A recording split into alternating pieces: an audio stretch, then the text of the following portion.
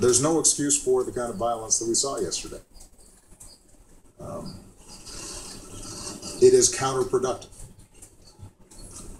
When individuals get crowbars and start prying open doors to loot, they're not protesting. They're not making a statement. They're stealing. When they burn down a building, they're committing arson. And they're destroying and undermining businesses and opportunities in their own communities that rob jobs and opportunity from people in that area. So it is entirely appropriate that the mayor of Baltimore, who I spoke to yesterday, and the governor, who I spoke to yesterday, work to stop that kind of senseless violence and destruction. That is not a protest. That is not a statement.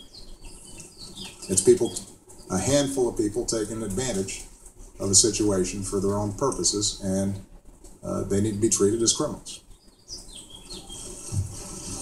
Point number 4.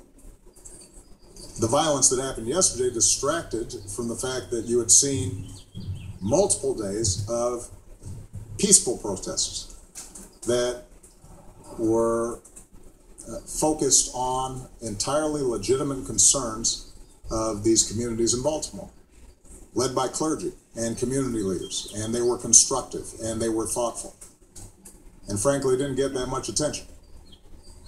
And one burning building will be looped on television over and over and over again, and the thousands of demonstrators who did it the right way, I think, have been lost in the discussion.